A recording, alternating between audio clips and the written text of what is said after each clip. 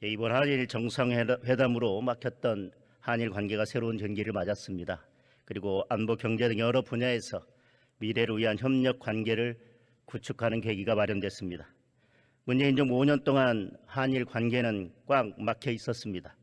이번 한일 정상회담은 그런 막혔던 관계를 푸는 시작입니다. 그리고 셔틀 외교 등을 통해 보다 발전적인 관계로 나아갈 것으로 기대하고 있습니다. 그러한 의미에서 총리께서도 어제 야당 의원의 질의에 대해 돌덩이를 치운 것이다라고 표현하셨습니다.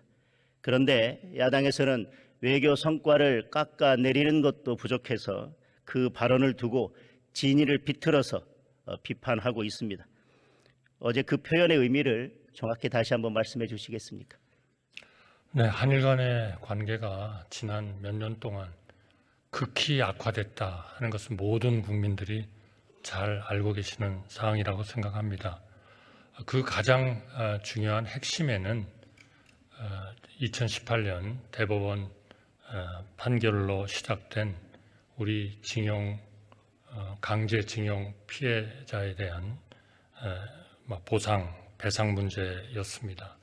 이 문제가 해결이 되지 않고 양국 관계는 정말 더 이상 악화될 수 없을 정도로 악화 일로를 겪고 있었다. 그렇게 저희는 인식했습니다. 그래서 대통령께서 이번에 그러한 것을 해결하기 위한 이제까지 우리 대한민국이 택했던 그러한 우리 징용 피해자에 대한 보상에 대한 그러한 인식과 그리고 징용 피해자들께서 겪고 있는 여러 가지 어려움과 그리고 2018년도에 확정된 대법원 판결을 모두 고려해서 조화를 이루는 그러한 전문가들의 분석을 거친 그러한 방안을 가지고 한일 간의 가장 이러한 최악의 이런 관계를 가져온 그러한 기본적인 요인, 어려움 그리고 문제를 해결을 했다 하는 차원에서 제가 그런 표현을 쓴 것이고 그것이 우리 징용 피해자를 지칭했다거나 우리 국민을 지칭했다거나 그런 것은 전혀 그러한 사실이 아니고 또 그렇게 저는 해석될 수도 없다고 생각을 합니다만 그렇게 좀 여러 의원님들께서 생각하시는 분들이 계셨다는 것이 저로서는 참 상당히 안타까운 그러한 일이다 이렇게 말씀드리고 싶습니다. 저도 어제 그 시간에 본회의장에 있었고요. 저도 그렇게 이해를 했고 국민들도 그렇게 이해를 하셨을 것입니다. 진위가 분명한 발언을 두고 왜곡하는 것에 대해서는 매우 안타깝게 생각합니다. 총리님, 오늘 대통령께서 국무회의를 거쳐서 취임 이후 처음으로 양국관리법에 대해서 제2요구를 결정하셨습니다. 양국관리법에 대해서는 정부나 여당에서 지속적으로 그동안 문제점을 지적한 바 있고 그래서 여당에서 대통령께 제2요구권 행사를 건의한 바도 있습니다. 오늘 국무회의 참석하셨습니까? 네, 했습니다. 참석하셨는데 제2요구를 결정한 가장 중요한 이유는 무엇이었습니까?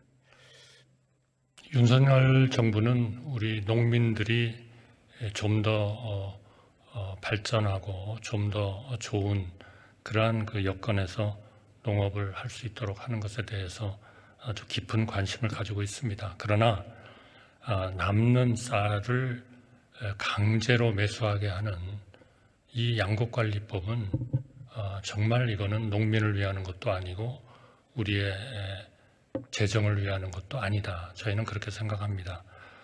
오히려 이런 남는 쌀을 강제로 수매하게 함으로써 끊임없이 생산 과잉이 생기고 그리고 그러한 생산 과잉을 통해서 가격이 하락하는 이 전문 연구기관이 그렇게 판단을 하고 있습니다만 가격이 하락하는 것은 정말 우리 농업인을 위한 대책은 아니다. 오히려 우리 농민을 위해서는 소비가 늘 수 있는 그러한 작물에 대한 직불제라든지 이런 것들을 더 확대하는 쪽으로 노력을 해야 된다. 그렇게 생각을 합니다. 아까 의원님께서 잠깐 지적을 하셨습니다만 정말 우리가 선의를 가지고 하는 정책이 결국 그 당사자를 힘들게 만드는 그러한 정책의 사례를 우리는 왕왕 봐왔습니다. 양곡관리법은 그러한 정책의 성격을 다분히 가지고 있는 그러한 정책입니다. 정부로서는 우리 농민을 충분히 설득해 가면서 그동안에 약 40개 정도의 단체가, 41개 정도의 단체가 이러한 양곡관리법에 대해서 반대를 하고 있고, 또 15개 지역 농협이 주최하는 그런 여러 가지 간담회도 했습니다. 그 간담회에는 약 누계로 한 1,000명 정도의 농민들도 참여를 했고요. 이렇게 설득을 해가면서 소통을 해가면서 이 양곡관리법은 우리 진정으로 우리 농민을 위하는 그러한 그 정책과 법이 아니다, 이렇게 저희는 판단을 했습니다. 그래서 오늘 국회에 제2요구권을 국무회의에서 제2요구를 결의를 했습니다. 우리 국회에서 잘 검토해 주시고 심도 있게 제의를 해 주시기 바랍니다. 저는 다른 측면에서도 양곡관리법의 문제를 지적하고 싶습니다. 헌법재판소는 안건조정위원회를 형해화시키고 또 제대로 된 토론 없이 통과된 검수완박법에 대해서 야당 의원들의 표결권을 침해했다라고 결정을 했습니다. 사실 양곡관리법도 같은 문제를 안고 있습니다. 이렇게 법안들이 계속해서 국회를 통과한다면 민주주의는 심각하게 위협받게 될 것입니다. 따라서 절차를 무시한 이런 법들이 시행되기 전에 누군가는 그에 대한 제한을 할 필요가 있다고 생각을 하고, 그런 의미에서도 저는 이번 제2요구 결정이 타당하다고 생각합니다. 총리께서 어떻게 생각하십니까? 네, 저희는 이것은 정부로서 책임 있는 정부라면은 해야 하는 그러한 그 조치다, 이렇게 생각을 하고 있습니다. 물론 일부 이러한 그 취지를 잘못 이해하는 농민들은 또 다른 그러한 그 생각을 가지실 수 있다고 생각합니다. 그러나 이것은 정말 우리 농민을 위하는 길이 아니고, 농민을 위하는 길은 딴 정책을 통해서 우리가 좀 더 효율적이고 농민에게 진정으로 도움이 되는 그런 정책을 해야지, 남는 쌀을 강제로 매수해서 가격이 떨어지게 만드는, 과잉으로 만드는 이러한 정책은 정말 책임 있는 정부로서는 선택할 수 없는 그러한 정책이고 법률이었다, 이렇게 말씀을 드리고 싶습니다.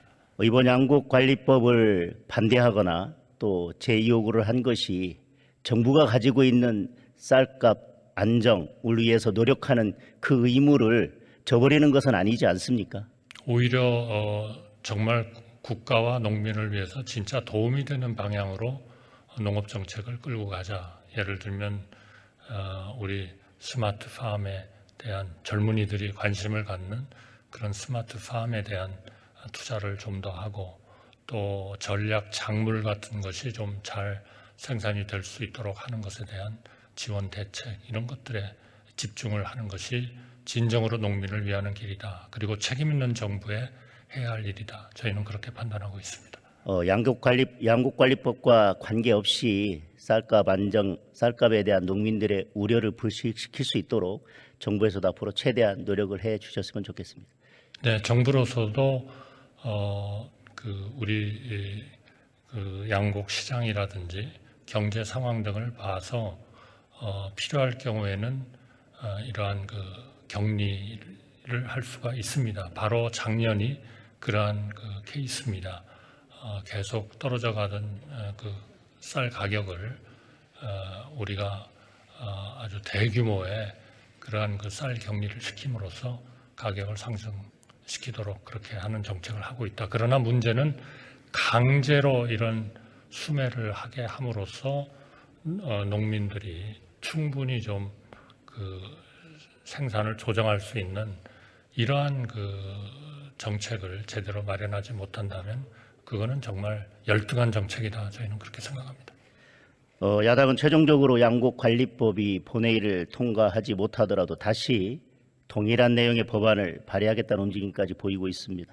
그것은 결국 대통령의 국정운영에 부담을 주고 총선을 앞두고 다시 제2요구권 행사하는 모습을 보여주면서 표를 의식한 그런 저는 정치적인 의도라고밖에는 해석이 되어지지 않습니다.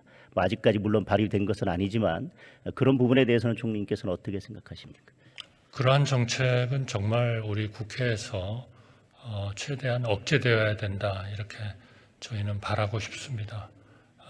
여야 간에 충분한 협의를 하면 그러한 그 잘못된 법률, 잘못된 정책들이 충분히 국회 차원에서 억지될 수 있지 않을까 그렇게 생각을 하고 정부로서도 항상 정책에 대한 일관성을 가지고 추진을 해나가도록 하겠습니다. 예. 정부는 올해 1월 제10차 전력수급 기본 계획을 발표하면서 윤석열 정부의 에너지 정책 전환 기조를 밝혔습니다. 10차 계획의 핵심은 원전과 신재생에너지를 양축으로 에너지 믹스를 구성하되 신재생 에너지의 보급 목표는 실현 가능한 수준으로 조정한다는 것입니다. 결국 제9차 계획은 급진적으로 탈원전과 탈석탄을 추진하고 신재생에너지를 중심으로 에너지 믹스를 구성하는 것이 핵심이었는데 이를 현실 여건에 맞춘 것입니다. 발전원을 기준으로 보면 원전과 LNG 그리고 신재생에너지는 확대하는 반면 석탄 발전은 줄이도록 했습니다. 이에 따라 2036년까지 노후 석탄 발전 28기를 폐기하고 LNG로 대체할 예정입니다. 석탄 발전을 줄여가는 것은 친환경 시대에 피해갈 수 없는 시대적 흐름이긴 합니다. 그렇지만 지난 정부에서는 대체 발전원에 대한 구체적인 대안이나 폐지에 따른 지역적 영향에 대한 고민 없이 석탄 발전의 조기 폐기를 밀어붙였습니다. 그런데 석탄 산업의 대표적인 나라인 독일의 경우 탈석탄에 대응해서 석탄 지역 구조 강화법 등을 제정해서 시행했습니다. 이 법을 근거로 석탄 산업 폐지 지역에 55조 원 규모의 지원 대책을 마련하고 연방 기관의 설립과 인프라 구축 등을 추진했습니다. 우리나라에서도 석탄 발전 폐지에 따라서 지원 대책 수립을 위한 법적 근거가 필요하다는 논의가 제기되고 있는데 총리께서는 이에 대해서 어떤 생각을 가지고 계십니까? 네, 석탄 화력 발전과 같이 탄소 중립 전환 과정에서 피해가 예상되는 그러한 산업, 지역, 노동자에 대해서는 지원을 통해서 고용 안정을 추진해야 된다고 생각을 합니다. 현재 그러한 피해가 예상되는 산업, 지역 노동자에 대해서 맞춤형 지원을 추진 중에 있습니다. 탄소 중립 정책의 영향을 받는 산업의 고용 현황 및 전망을 분석하는 고용 상태 영향 조사를 실시하고 있습니다. 2023년 올해부터 매년 4억 7천억 원 정도 규모로 석탄 화력 발전, 자동차 부품 등에 대해서 우선 추진을 할 그런 예정입니다. 그리고 전환 과정에서 사회 경제적인 급격한 변화가 예상되는 그러한 지역에 대해서는 정의로운 전환 특별 지구를 지정을 해가지고 새로운 산업의 육성과 재취업 촉진과 같은 그런 계획들을 추진할 그런 계획으로 있습니다. 예. 국회에서 관련 입법 논의가 시작되면 정부에서도 적극 관심을 가져주시기 바라겠습니다. 그리고 석탄 발전 폐지 지역에 대한 지원 노력도 함께 해주시기를 부탁드리겠습니다. 네, 잘 네, 알겠습니다. 수고하셨습니다. 감사합니다.